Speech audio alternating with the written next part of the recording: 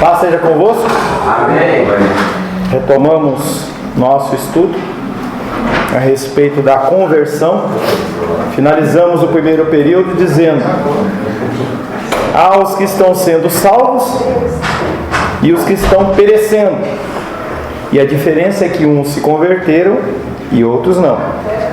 O objetivo deste tema, que nós estamos trabalhando a conversão, é mostrar a necessidade da conversão e provar que ela é nada menos do que a criação de um cristão que busca o prazer em Deus. Pastor Paulo, por que não dizer simplesmente crer? Talvez alguém pergunte: se o seu objetivo é a conversão, por que você não usa logo o mandamento bíblico, creia no Senhor Jesus e será salvo? Por que introduzir essa nova terminologia do prazer cristão? Minha resposta é de duas partes. Primeiro, estamos cercados de pessoas não convertidas que acham que creem em Jesus. Há bêbados nas ruas que dizem que creem em Jesus. Casais que dormem juntos sem serem casados que dizem que creem em Jesus. E pastores apoiam isso. Pessoas idosas que não têm frequentado cultos nem procurado comunhão durante 40 anos, mas dizem que creem. Eu vejo isso demais. Você vai para a igreja? Não. Você ama a Deus? Eu amo. Nossa, paixão. Jesus é minha paixão. Coloca versículo. Taca a Bíblia no painel do carro. Você vai na igreja? Não. Você lê a Bíblia? Não. Participa de algo? Não. Ama a Deus? Amo. Pastor, aquele livro do Crer e Observar, do Club. Pessoas idosas que não têm frequentado o culto mais de 40 anos também dizem que creem. Todos os tipos de frequentadores mornos e mundanos da igreja dizem que creem. Nunca você vai encontrar uma pessoa dentro da igreja e vai falar assim: eu não creio em Deus. É sem sentido. É a mesma coisa que lá no jogo lá do Fluminense, lá no meio da torcida do Fluminense, você chegava assim: o cara tá com a camisa do Fluminense, você torce pro Fluminense? Não torço. Não, mas você está aí no meio? Como é que é isso? Então as pessoas, elas têm muita facilidade de vestir algo. É uma capa, entendeu? Quando a gente pensa na armadura espiritual lá de Efésios, ele vem falando bastante nesse contexto dessa armadura que nós temos que vestir. Não é uma armadura que eu vou falar assim: receba o capacete da salvação. Não existe isso, gente. Isso é uma coisa que vem sendo acrescentada na sua vida conforme você vai vendo o cristianismo, você vai aprendendo do cristianismo. É assim que você coloca essas peças na armadura. A justiça, sandálias, espada do Espírito. Não, eu tenho a espada espiritual. Que espada é essa? Você lê a Bíblia? Porque a espada do Espírito é a palavra de Deus. Se você não tem a palavra de Deus no seu coração, você não tem. Moisés? Dentro daquele contexto lá que aconteceu comigo, daquela situação, é certo? Qual delas? Porque tem tantas situações, tantas emoções, né? Tantas emoções, eu vou falar porque teve uma situação que eu fui lá expulsar o demônio, né? Que aconteceu comigo semana passada. Enfim, é certo eu orar pedindo esse revestimento? Claro. Dentro desse contexto. O mundo espiritual, ele existe. Ele é real. Abaixo de Deus Pai, Deus Filho e Deus Espírito Santo, a Trindade Santa, o próximo na escala de poder chama-se Satanás. Ele é o príncipe das potestades do ar. Você está lutando contra ele, ou os seus subordinados. São forças espirituais que nós não temos como lidar com elas. Quando nós pensamos na condição do angelical, a gente vê em especial no Antigo Testamento a figura de anjos destruindo tudo. Um anjo. Como é que você vai entrar numa batalha espiritual dessa sem buscar revestimento de Deus? Mas entenda que eu simplesmente ter uma oração de buscar de revestimento, ela tem de pouca valia. É como, por exemplo, eu chegar para você lá e falar assim: Moisés, vim fazer Muay Thai. Você fala: beleza, pastor, vem aí. Acabou a primeira aula, eu falo: eu já sei lutar Muay Thai. A oração, ela existe? Sim. É necessária? É. Mas depende da sua vida. Tem uma passagem muito interessante que diz assim: que os caras estavam lá, viram um cara endemoniado e foram lá e tentaram repreender o demônio. Aí o demônio olhou para ele e falou assim: Jesus eu conheço, Paulo eu conheço, vocês não. Deu uma peia. Por que isso? Porque eles não tinham a vida com o Senhor. Não havia relacionamento, não havia intimidade, não havia nada. Eles simplesmente invocaram um nome como se fosse uma fórmula mágica. Algo que acontece muito claro com João Batista. João Batista começa a batizar. Aí você tem que entender todo o cenário judaico-cristão, em especial judaico, que quando uma pessoa estava batizando, não havia essa prática. Quando uma pessoa se batizava no sentido de arrependimento, era uma coisa muito séria. E aí aqueles homens vão lá para ser batizados. O que o João Batista fala para eles? Quem ensinou vocês a fugir da ira vindoura? Eles estavam querendo acrescentar apenas mais um procedimento técnico, um modo de agir que não fazia diferença nenhuma. Se você for batizado e você não crê, batismo tem a ver com crer, não tem a ver com instituição. Eu posso falar uma coisa que talvez te choque. Se você foi batizado na Igreja Católica Romana do Santo Expedito, e você foi batizado em nome do Pai, do Filho e do Espírito Santo, você foi batizado em nome do Pai, do Filho e do Espírito Santo. Você não precisa batizar de novo. Ah, mas a igreja exige. Você quer. Mas o batismo ocorreu naquele momento. Pô, mas naquele jeito lá, não tem o show, não tem a piscina, não importa. Há o batismo, e aí é uma discussão teológica muito profunda, no sentido de batismo de aspersão, que é água na testa, ou então o batismo de imersão, que é realmente afundar o cara. Tanto um como o outro é batismo. Nós optamos de uma forma cristã, protestante, pela imersão, e é o mais comum. Mas existe também o batismo com aspersão. Você vai visitar um cara que ele não aceitou, não conhece Cristo, e a pessoa está com câncer, está no hospital, está em modo terminal, a pessoa fala: eu quero ser batizado. Você vai fazer o quê? Não, agora você vai ter que levar você lá na igreja do meu pastor. Mete o cara no chuveiro, pega um pouquinho de água e joga. É simbologia, gente. É uma ordenança, mas é uma simbologia. A gente tem que tomar cuidado com esses contextos que a gente estabelece aí de religiosidade, que não são verdadeiros. E não são coisas que nos atrelam, realmente nos vinculam a Deus. Se você quer se vestir de um jeito especial para Deus, com você. Já contei para vocês que estava vendo um vídeo uma vez que um presidente africano, que era daqueles militares, né, um senhor negro, grandão, assim, com aquelas terno, com aquele monte de medalha, e ele sendo entrevistado, e aí o cara falou assim, o entrevistado falou assim: eu quero fazer uma pergunta para o senhor. É verdade que o senhor acorda todo dia 4 horas da manhã para orar a Deus? Ele falou assim: é verdade. Mas é verdade que o senhor, antes de orar, o senhor coloca toda a sua farda, a sua indumentária, coloca as suas medalhas, tudo ordenadinho, tudo certinho, o sapato tem que estar engraxado para você poder orar a Deus? Ele falou: é. Por quê?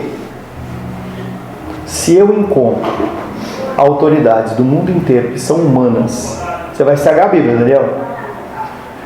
Se eu encontro autoridades que são humanas e eu me visto assim, por que eu não vou me vestir assim perante o Rei dos Reis e Senhor dos Senhores? Mas é o posicionamento dele. Não é que tem a doutrina disso. Não, agora eu só posso, entendeu? Orar a Deus, entendeu? Se eu tiver de terno, gravata. Não existe essa condição. É uma condição particular. E é algo que você desenvolve em relacionamento com o Senhor. A minha titia falecida, ela era da Umbanda e ela se converteu. E aí ela, num dia, numa reunião de oração, ela estava orando e ela olhou as mãos dela com esmalte vermelho, e ela olhou, ela se incomodou. Não é a doutrina do esmalte, ela fez um voto com o Senhor, é uma coisa particular, não há problema. Voltando. Pastor, só voltando um pouco nessa questão que o Moisés e você falou sobre essa questão de investimento, me fez lembrar Paulo, né? Que alguns homens tentaram imitar. Já li isso, já falei. Pois é, tentaram imitar Paulo e foram envergonhados, né? Então, assim, até na questão do aconselhamento, quando você trabalha com aconselhamento ou intercessão, você sai, assim, cansado espiritualmente, porque mexe com o mundo espiritual, né? Então, essa questão que tem que ter um investimento, não é só, já me converti, não, tem que ter toda uma preparação para esse tipo de trabalho, né? O mundo está cheio de milhões, se não bilhões de pessoas que dizem-se convertidas a Cristo e não são. Pessoas nas igrejas, pastores, bispos, apóstolos, mestres, evangelistas, missionários, pessoas avivadas, não avivadas, igrejas tradicionais, não tradicionais. Eu creio em Jesus. Qual é o fruto que você apresenta? Quando se olha na árvore da pessoa, que fruto que ela está dando? Não adianta dizer a essas pessoas que creem no Senhor Jesus. A frase para eles é vazia. Minha responsabilidade como pregador do Evangelho e mestre na igreja não é preservar e repetir expressões bíblicas tradicionais, mas atravessar o teu coração para a verdade bíblica. Por isso que eu estou trazendo esse conceito do prazer cristão e não apenas no sentido da conversão, porque a conversão muitas vezes ela pode ser maculada ou maquiada por uma série de situações, até tua prosperidade, mas o prazer não. O prazer em Deus não é algo que pode ser maquiado. Você percebe quando a pessoa está na unção ou que ela não está, quando ela está falando algo de Deus ou quando ela não está. Se você tem um pouco de discernimento espiritual, você vai perceber se a pessoa ela sabe o que está falando, se ela vive aquilo ou não, mesmo que ela esteja lutando em prol de viver aquilo e não viva ainda.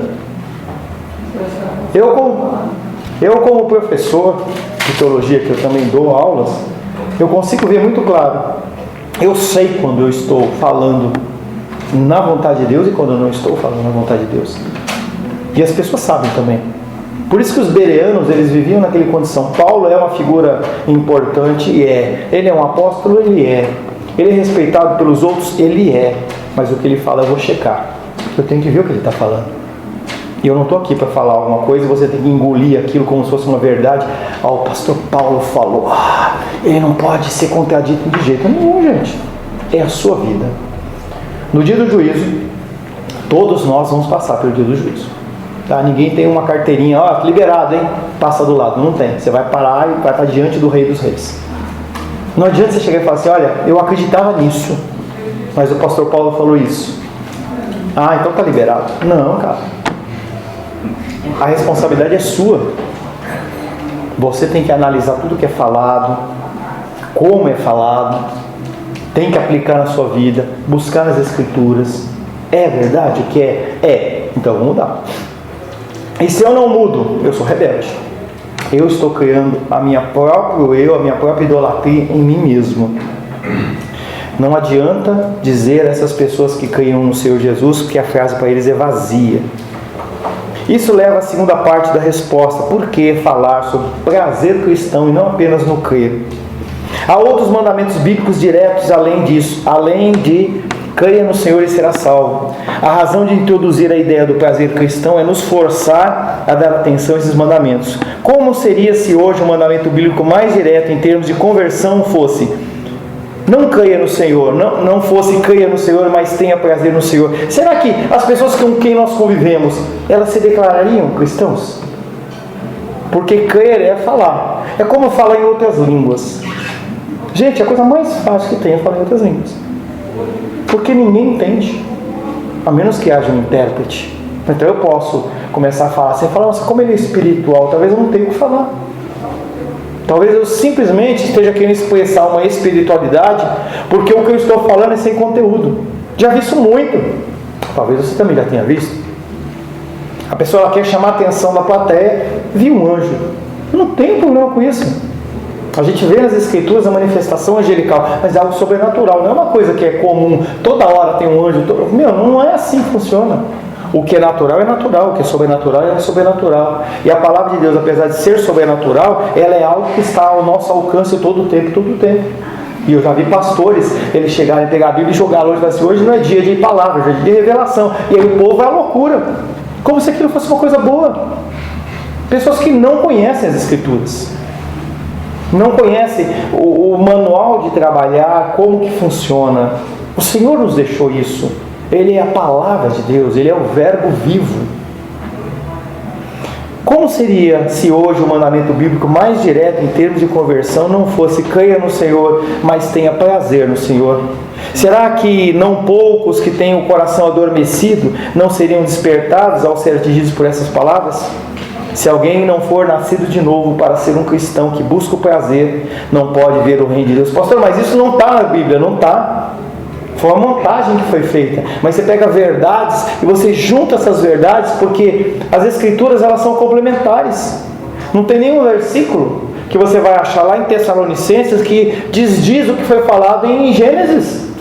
Esse foi o parâmetro para se construir o cânon. O que é o cânon? As escrituras. Tem o cânon do Antigo e o cânon do Novo. Nada pode se contradizer. Por isso que tem aqueles livros lá do Código da Vinci, aqueles negócios lá, você vai ver que lê aquilo lá, tem muita coisa que é bíblica, mas tem coisa que não é. Então tem que colocar de lado. Invocação de mortos, como uma doutrina, lá está dizendo, mas não é. Aqui a palavra de Deus está dizendo, morreu uma vez, morreu, acabou. Mas pastor, e a condição de Samuel e Saul? Isso é outra coisa. Ali eram demônios. Entendeu? Eram demônios, mas não é o nosso foco de trabalhar agora. Vamos falar agora de 6 verdades importantes para resumir a nossa necessidade e a provisão de Deus. Algumas perguntas antes. Por que a conversão é tão importante? Por que você precisa se converter? Não basta eu ser um cristão mais ou menos acima da média. Será que um 5 é bom? Tá bom. Todo mundo é 3, eu sou 5, não tá bom? O que há entre Deus e o ser humano que torna a conversão necessária? O que tem dentro do relacionamento do homem com Deus que nós precisamos realmente converter? Mudar o nosso modo de agir. Conversão tem a ver com mudança de comportamento. É Romanos 12, né, pastor? Fala, transformai-nos pela renovação da vossa mente. E o que Deus fez para satisfazer a nossa necessidade desesperadora? Pastor, mas minha necessidade não é desesperadora. Será que você é convertido? Assim como a corça anseia por águas, assim tenho sede. Quanto me dedico à tua palavra, é o meu amor por ti, Senhor. Aí eu não leio a Bíblia. Você vai sossegar com o copo aí, filho? Quanto amo a tua palavra, é quanto eu me dedico a ler as Escrituras. Se você não lê as Escrituras, você não é convertido. Não dá tempo, pastor, você não conhece a correria da minha vida. Você vai para onde? Nesse caminho? Não tem tempo? Não tem tempo para ler a Bíblia? Aí correria. Correria? Mas consegue ver Netflix? Consegue ver o YouTube? Instagram? Consegue ver tudo isso. Eu não tenho tempo para ler a Bíblia. Você não é cristão. Você não é convertido. O que nós temos de fazer para gozar os benefícios dessa provisão? Vamos começar a brincar com esse tipo de coisa. Deus nos criou para a sua glória. Isso é uma verdade bíblica que você tem que entender como um pilar da sua vida. Deus criou você para a glória dele. Deus não me criou para a glória da Rosângela, nem da Luísa, nem da Igreja Cristã Semente de Vida. Ele me criou para a glória dele. Isaías 43, versos 6 e 7.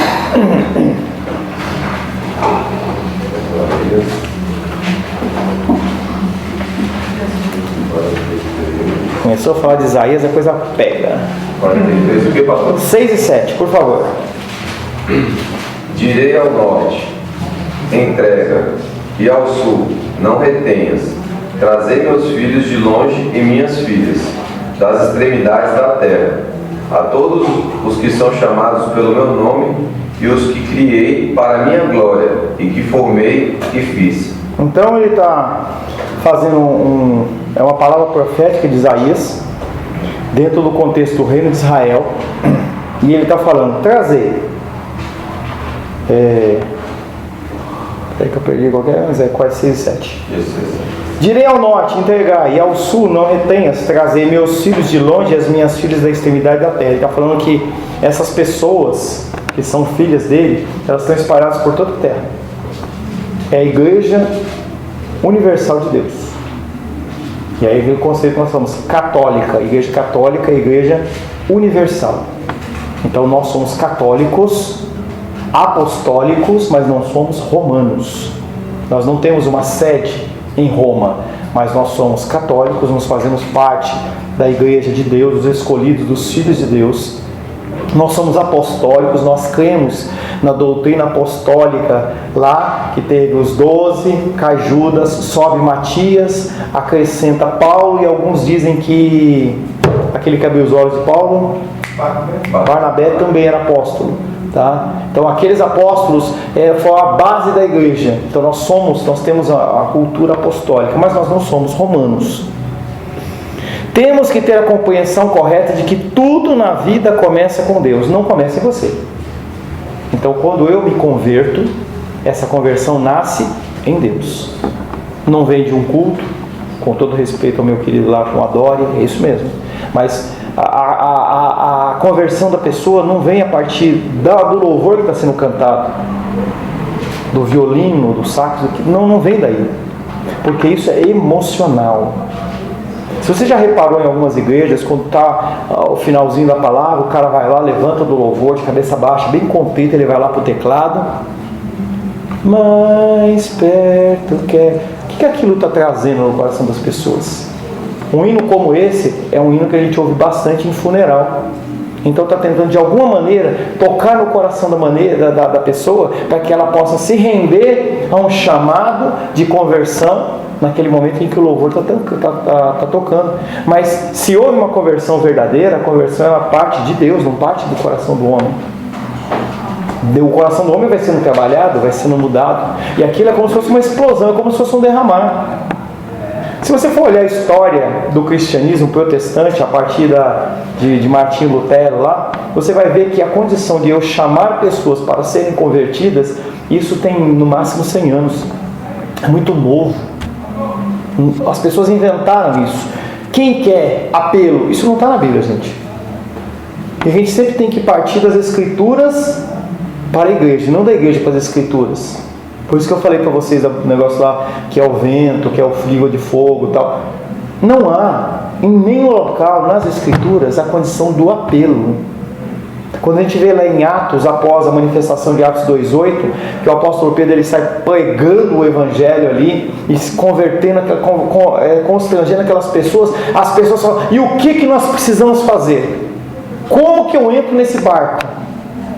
Pedro não fala assim: alguém quer se converter? Não existe isso. Isso é um artifício humano. E muitas vezes levam as pessoas a conversões falsas, porque não partiu de Deus, partiu de homens.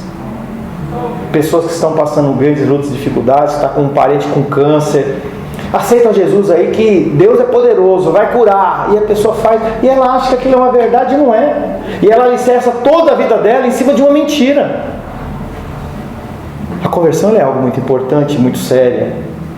Nessa questão que você falou do teclado tocando, então o culto às vezes, ou de forma suave, ou de forma mais enérgica, não tem momentos que é o operar de Deus, é o agir de Deus mesmo de uma forma genuína, mas também há cultos que usa também essa questão assim, mais manipulados, só que é uma forma disfarçada, às vezes a gente não percebe, não consegue fazer a diferença do genuíno e do que é uma manipulação. Então isso é só Deus mesmo para saber os corações, né? Isso é conversa. A Bíblia que é a regra. Em algum momento aqui tem algum profeta pregando e um cara louvando lá embaixo, atrás? Me mostrem. Se aqui tiver, entendeu? O profeta Isaías dando a palavra lá e o cara cantando lá no fundo, tudo bem, não tem. Isso é invenção humana. Pode fazer? Pode.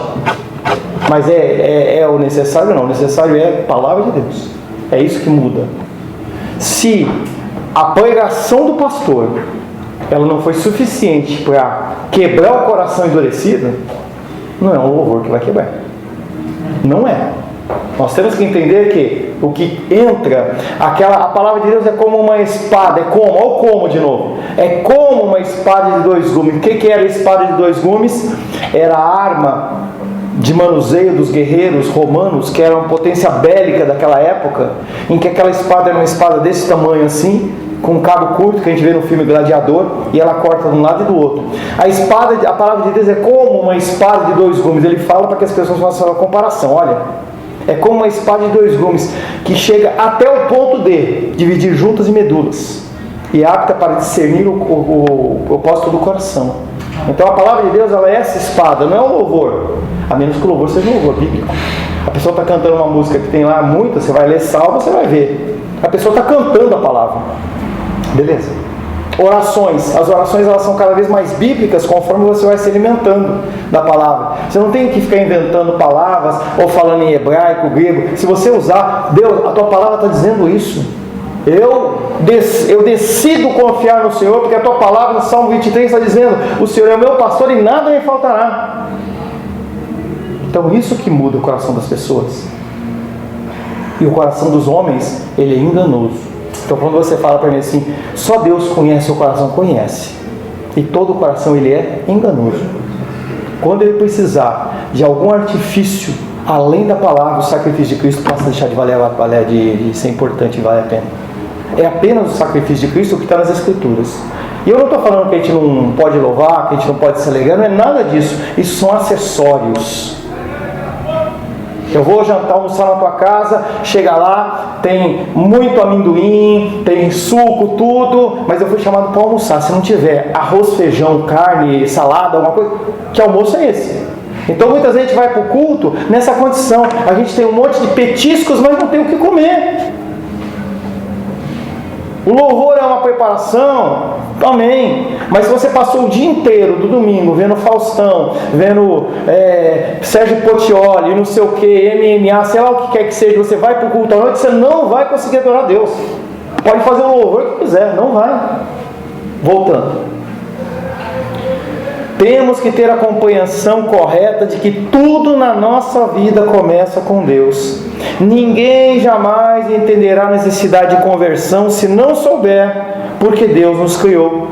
Ele nos criou à sua imagem, para difundirmos a sua glória no mundo. Fomos feitos para sermos prismas que refratam a luz da glória de Deus em tudo na vida. Porque Deus quis deixar que ajudássemos a refletir a sua glória, é um mistério. Por que Ele quer usar você, usar mim? Pessoas impuras, indignas, pecadoras, miseráveis, pessoas que buscam apenas a satisfação do seu próprio eu, e Ele fala: eu quero usar você. É você que eu quero usar. E aí Deus, Ele vai lá, Jesus Cristo resgata lá Mateus, Marcos, vai resgatando aqueles homens que eram pecadores, eram ímpios. A classe de Mateus e de cobradores de impostos era mais odiada. Eram judeus que se venderam para os romanos para cobrar impostos daqueles homens. Conheciam a cultura, conheciam tudo, eles eram odiados. E Jesus vai lá e chama Mateus. Vai lá e chama Pedro, ignorante, bruto. Cara bruto. Pedro era bruto. Paulo que matava. Como é que se explica? É mistério. É mistério. Não tem explicação, gente. Ele mostra que ele escolhe simples para manifestar o Evangelho. Pessoas que não são dignas de nada. Pior dos piores. Fomos feitos para sermos, para refletir a luz da glória de Deus em tudo na vida. Podemos chamar de graça, misericórdia ou amor. É uma maravilha falar sem palavras. Antes não éramos, e então passamos a ser, a existir para a glória de Deus. Você não era nada, e de uma hora para outra você começa a falar do amor de Deus. Aleluia. Nunca pensei, gente, em ser pastor. Nunca pensei nisso. Nunca pensei.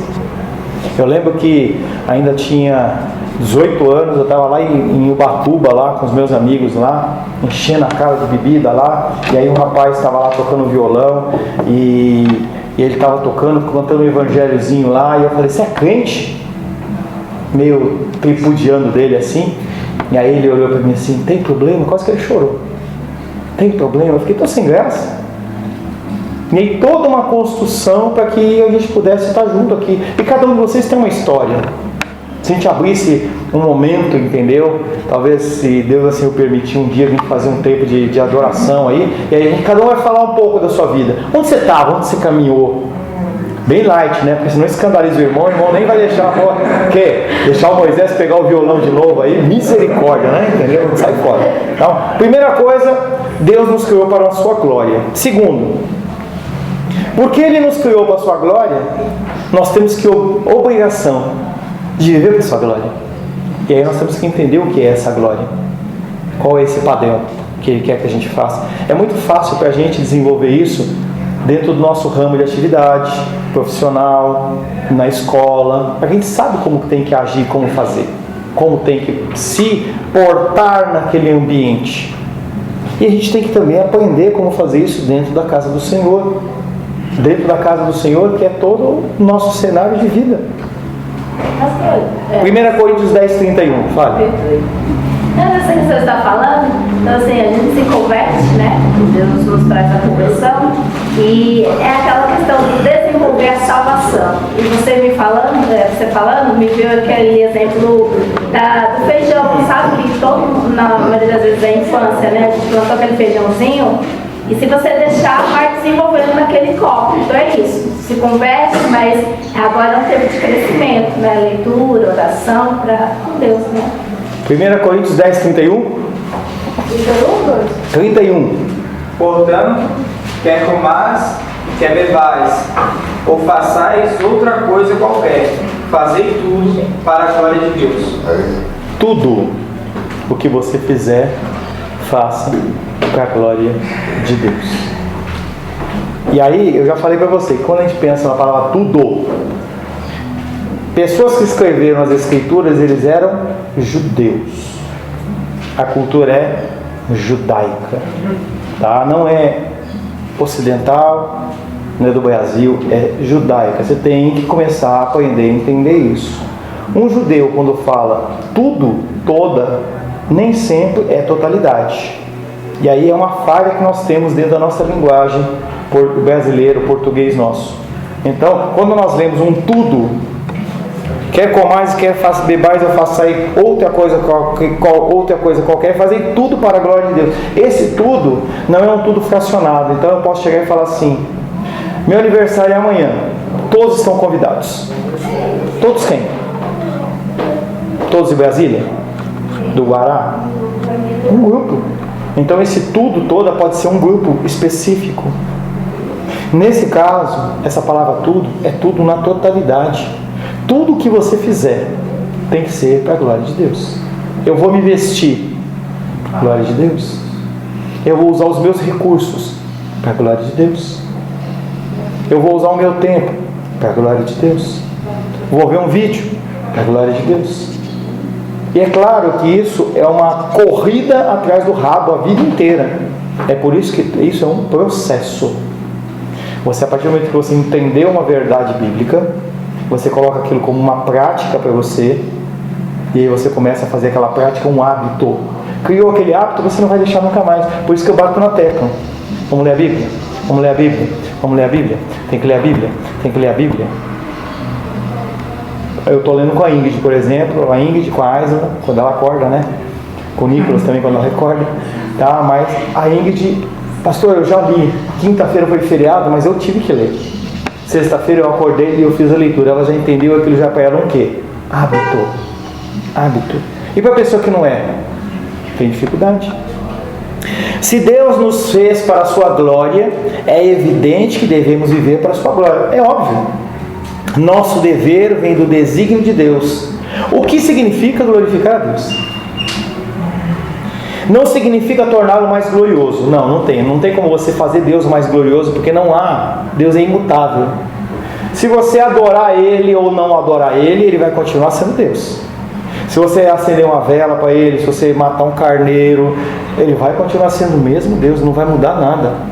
E se você não fizer nada disso, Ele vai continuar sendo Deus. Se você é um convertido, você é um filho de Deus, não há nada que você possa fazer que faça com que Deus fique mais glorificado. Não há medida para isso. Ele é o que é. Por isso que ele fala, eu sou. Aleluia. Essa palavra eu sou é algo que a gente não deveria nem conjugar esse verbo na nossa própria vida. Quem é o pastor dessa igreja? Eu sou. Não, eu estou. Parece um simples jogo de palavras, mas demanda você entender que você não é nada. O próprio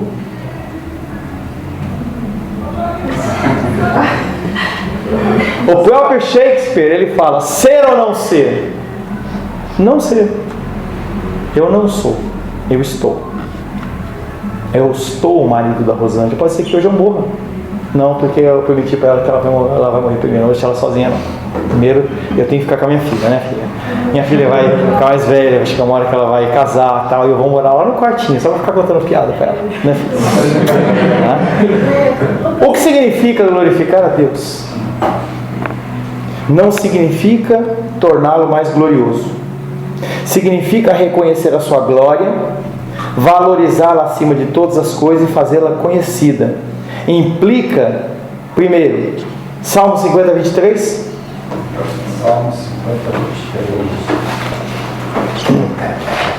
Nessa questão do sou e do estou, pastor, eu acho que a gente pode pensar na questão assim, o eu sou eternidade e o eu estou temporal, né? O Salmo 90 que fala isso. Ensina-nos a contar os nossos dias para que alcancemos o coração sábio.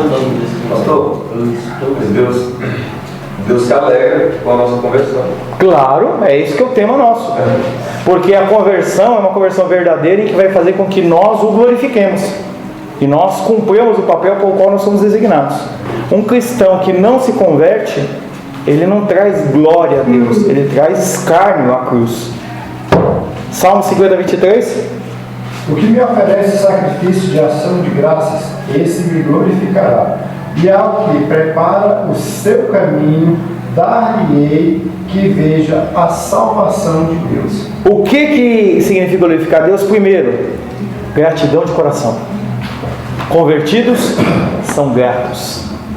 Tem dificuldades, tem problemas, mas eles são gratos. Romanos 4:20.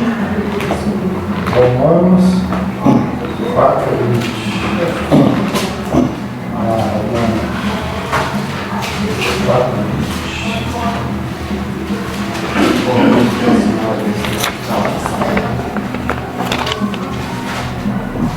Não duvidou por incredulidade da promessa de Deus, mas pela fé se fortaleceu dando glória a Deus. Primeira, gratidão de coração. Segunda, confiança. Eu sei em quem tenho crido. Ele é fiel e justo para guardar no meu depósito até aquele dia. Que dia? A volta do Senhor. Juízo. É o juízo. Dia do juízo. Ele vai guardar a tua conversão, a tua confissão, o teu jeito de agir naquele dia, quando o julgamento ele for ser impetrado. André, tá aqui, ó. Ou então entrou na sala do trono, tiver aquela válvula de descarga Deca, se ele fizesse assim, já era. Você... Tem como voltar mais não. Hã? Não tem como voltar. Volta não. Glorifica.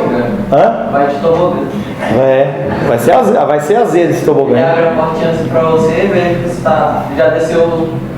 É a sua vez. Glorificar a Deus é dever não apenas dos que ouviram a pregação do Evangelho, mas também dos povos que têm apenas o testemunho da natureza e da sua própria consciência. Outra forma de glorificar a Deus, pregar o Evangelho. Pode ser como pastor? Pode. Mas muito mais do que pregar o Evangelho, dar testemunho cristão no mundão. Entendeu? Desde que Deus criou o mundo, as suas qualidades invisíveis, tanto o seu poder, Romanos 1, 20 e 21. Vai lá, eu ia ler o texto. Romanos 1, 20 e 21. Vai, de novo. Hoje tá louco. Faz parte. Pode ler? Por favor. Porquanto, tendo conhecimento de Deus, não glorificam como Deus, nem lhe deram graças. Antes se tornaram nulos em seus próprios raciocínios, obscurecendo-lhes o coração insensato. Desde que Deus criou o mundo, suas qualidades invisíveis, tanto seu poder eterno como sua natureza divina, têm sido vistas claramente. Você tem visto a glória de Deus através da sua vida, através da natureza, através das coisas que acontecem. E você, desta forma, você se torna indesculpável. Eu nunca ouvi, eu não sei. Viu sim. A nossa função é semear a palavra para salvação ou para perdição. Porque no dia do juízo, essas pessoas têm que ter ouvido a palavra. E elas vão falar assim: eu nunca ouvi. Ouviu sim. Ítalo foi lá e pegou para você. Naquele dia, você disse: não, não quero. Minha caiu de novo?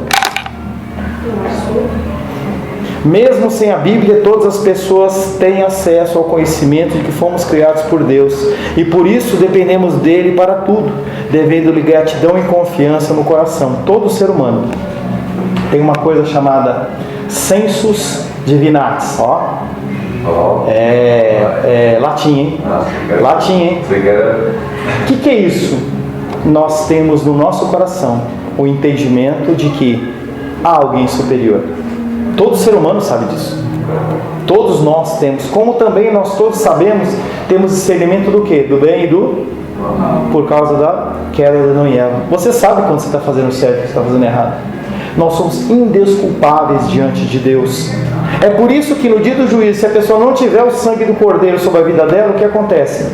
Ela vai para o inferno. Não tem justificativa. Não mais, não tem mais. Não, mas eu estava na correria, não deu para ler a Bíblia. Como é isso? Então, porque essa questão dos servos de Deus, né? É o juízo diferente. Os que não têm o Senhor, essa questão da lei da consciência, né? Da ética e moral, todos têm essa consciência, né? Bem dentro de nós, todos sabemos que é nosso dever glorificar o nosso Criador, agradecendo-lhe tudo que temos, confiando nele para tudo que precisamos e obedecendo a toda a sua vontade revelada. O brasileiro tem uma característica especial. Ele parece que ele é adorador por natureza. Se você for numa roda de um bar, as pessoas elas fazem música com uma caixa de fósforo. É uma forma da pessoa, parece que ela está querendo refletir a adoração de alguma maneira. Ela só não sabe por o caminho que é, mas ela é um verdadeiro adorador. Ou melhor, ela é um adorador. Não sabe do que? Adorador de si mesmo, adorador da cultura ou adorador do Senhor. Não dá para saber.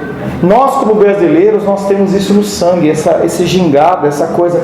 É como se nós tivéssemos essa condição cada vez mais facilitada para nós. Então nós temos que entender que quando Deus nos cria, Ele confia a nós para que nós façamos tudo segundo a sua vontade, que nós possamos realmente revelar a vontade dEle através do nosso jeito de agir. Então, de 6 coisas, nós tratamos 2. A primeira delas... 2. Primeiro, Deus criou para a sua glória. Segundo, nós temos que viver para essa glória. Semana que vem, se Deus assim o permitir, nós vamos começar a pensar em quão desesperadora é a nossa condição. Ou você está light, você está tranquila. Se você espera uma palavra light, é porque você está saudável. Você está saudável? Senhor, em nome de Jesus, louvamos, adoramos e bendizemos o Teu nome, agradecemos pelo Teu amor, a Tua graça, o Teu cuidado. Queremos nos pedir, Pai querido, que o Senhor nos oriente, nos guie, nos abençoe, nos conceda, Pai querido, mais e mais da Tua graça, do Teu amor. Que o Senhor nos guie no entendimento da Tua palavra. Oramos em nome de Jesus. Amém. Graças ao nosso bom, querido e amado Deus.